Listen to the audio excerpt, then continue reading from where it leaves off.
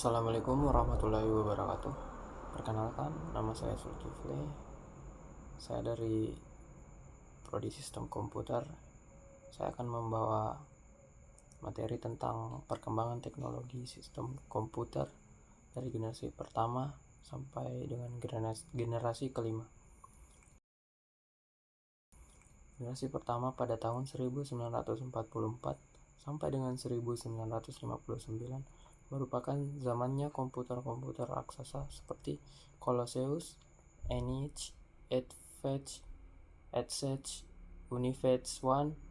Karakteristik komputer pada zaman ini ditandai dengan ukurannya yang sangat besar, menggunakan tube vakum dengan jumlah yang amat banyak untuk menyimpan dan memproses perintah atau instruksi. Memakan tenaga listrik ribuan watt, menggunakan bahasa mesin dan hanya dapat digunakan oleh yang terlatih. Komputer generasi kedua pada tahun 1960 sampai dengan 1965 dimulai dengan pemakaian transistor sebagai pengganti dari tube vakum sehingga size-nya lebih kecil dibandingkan generasi pendahulunya. Lalu memori inti magnetik yang berfungsi menyimpan data sehingga lebih cepat dalam memproses data, serta bahasa mesin telah digantikan dengan bahasa assembly yang memudahkan dalam pengoperasiannya. Beberapa contoh komputer pada masa ini yaitu Cirrus Large, DEC, PDP-8, IBM 1401, IBM 7090, dan IBM 7094. Pada era ini, manusia telah menganalisis printer, memori, disk, ataupun sistem operasi. Generasi ketiga pada tahun 1964 sampai awal 80-an. Komputer seperti Cray 1, UNIVAC 90 atau 30, dan IBM 360 adalah beberapa contoh komputer pada generasi ini. Komputer generasi ketiga muncul sejak era 1965 sampai 1971-an. Transistor yang dianggap tidak efisien lagi membuat manusia mencari solusi lain, dan solusi itu ditemukan pada batu kuarsa seperti quartz rock.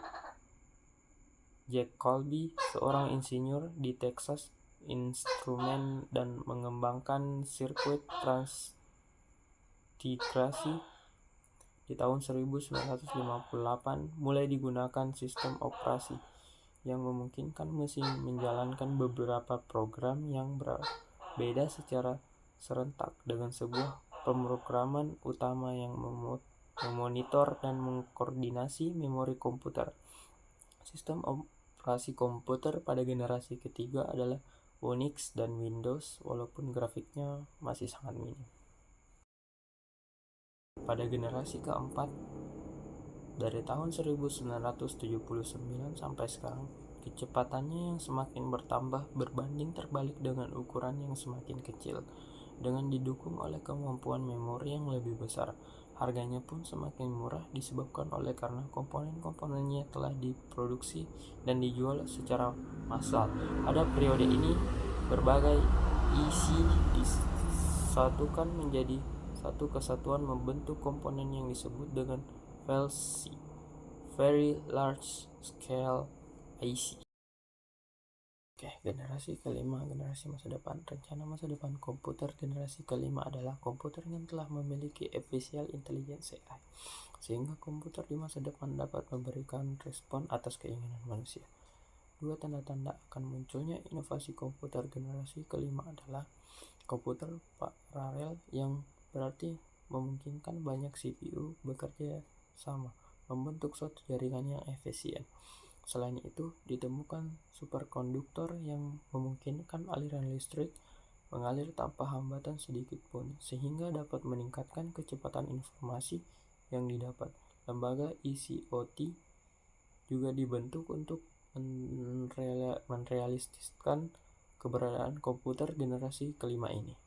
Itu saja materi tentang perkembangan teknologi sistem komputer dari generasi pertama sampai generasi kelima. Mungkin itu saja yang saya sampaikan, lebih dan kurangnya mohon dimaafkan. Oke, saya akan akhiri materi ini. Terima kasih.